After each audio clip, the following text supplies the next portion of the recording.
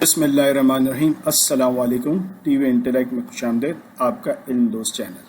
आज का हमारा मौजू बहुत अहम मौजू है, कुर्बानी किन पर वाजिब है। उन अमूर पे भी बात करेंगे जिनको ज़्यादातर लोग नज़रअंदाज कर देते हैं। कुर्बानी वाजिब है हर मुसलमान पर जो बालिग है, आकिल है। आकिल का मतलब है कि पूरी तरह से ज़हनी तौर पे सही है, मुकीम है यानी कि शरई मुसाफिर नहीं है, और साहिब निसाब है। इन सारी चीज़ों का होना ज़रूरी है, तब जाके कुर्बानी आप पर वाजिब हो जाती है। देखते हैं कि साहिब निसाब क्या होता है। साहिब निसाब बनने के लिए कम से कम आपको 52.5 तोले चांदी या उसके बराबर की दौलत होनी चाहिए। आपके पास 79,000 या उसके बराबर आपके पास दौलत है तो आप पे कुर्बानी वाजिब है। आए चलते हैं, अब मालूम करते हैं कि अपने निसाब हम कैसे मालूम करते हैं। निसाब के लिए आप देखें आपके पास कितना सोना है, कितना चांदी है, उसको आप रकम में कन्वर्ट करें। फिर आप देखें आपके पास कितने कैश है, उसके इक्विवेलेंट चीज़ें हैं, या आपके पास कितनी माल तिजारत है। माल तिजारत से मतलब है वो माल जो बेचने के लिए ख़रीदा जाए, चाहे वो एक पेन या पेंसिल क्यों ना हो, उसकी भी अमाउंट आप लिख लें। आखिर में जो आपके पास ज़रूरत से ज़ायद चीज़ है, मसलन आपके पास 2 पेन है, एक का इस्तेमाल करते हैं, एक रखा हुआ है आपने, तो उसकी भी अमाउंट आप शामिल कर लें। इन सब की अमाउंट शामिल करके अगर टोटल 79,000 के अराउंड आएगा तो आप पे कुर्बानी वाजिब है। अगर आप पे कोई खर्चा है तो अपनी टोटल वेल्थ से उसको माइनस कर दें और जो अमाउंट बने उसको देखें। अगर वो 79,000 के आसपास है तो आप पे कुर्बानी वाजिब।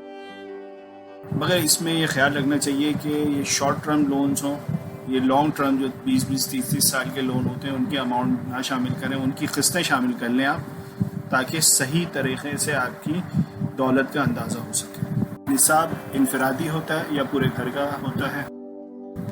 निसाब हर फर्द का अपना होता है।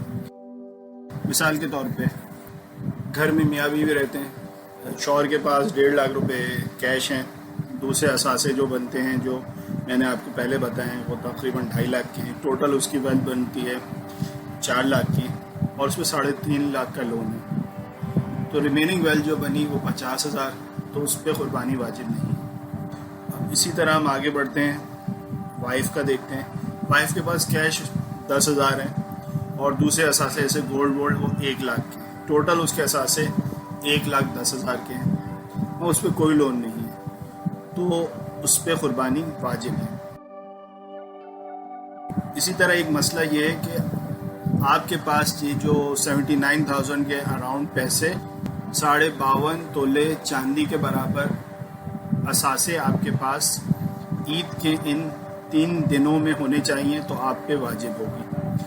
अब एक मिसाल और लेते हैं कि एक कोई भी साहब हैं, उनके पास कैश 10,000 है, कोई दूसरे असासे उनके पास लाख रुपए के हैं और 50,000 का लोन है, तो 60,000 उनकी कुल वेल्थ बनती है, तो इन पे कुर्बानी वाजिब नहीं है। बट फ़र्ज़ करें खसाई थे कि उन्होंने ईद के अयाम में पैसे इतने जमा कर लिए कि 20,000 रुपये और उनके पास आ गए, टोटल कैश उनके पास 30,000 हो गया, और अब उनकी जो रिमेनिंग जो वेल्थ है वो 80,000 की हो गई, तो इन पे कुर्बानी वाजिब हो गई। तो ईद के तीसरे दिन भी अगर वाजिब हो गई तो आप पर वाजिब है, आपको करना है। इसके अलावा एक और सवाल होता है कि कर्ज लेके हम कुर्बानी कर सकते हैं। तो जी हाँ, आप कर्ज लेके भी कुर्बानी कर सकते हैं। इस वीडियो में मिसाल के साथ समझाने का आपको मतलब ये था कि बहुत सी छोटी छोटी चीज़ें हम नज़रअंदाज कर देते हैं, जैसे मियाँ बीवी की मिसाल में या फिर ईद के 3 दिनों की मिसाल में हम बहुत सी चीज़ें नज़रअंदाज कर देते हैं और क़ुरबानी की इतनी बड़ी फजीलत से हम महरूम हो जाते हैं। अल्लाह से दुआ है कि क़ुरबानी की जितनी फजीलतें हैं वो हमें अता फ़रमाए और अल्लाह हमसे राज़ी हो जाए, आमीन। अगर वीडियो पसंद आए तो लाइक कीजिए, शेयर कीजिए और हमारे चैनल को सब्सक्राइब कीजिए ताकि हमारी हौसला अफजाई हो। शुक्रिया।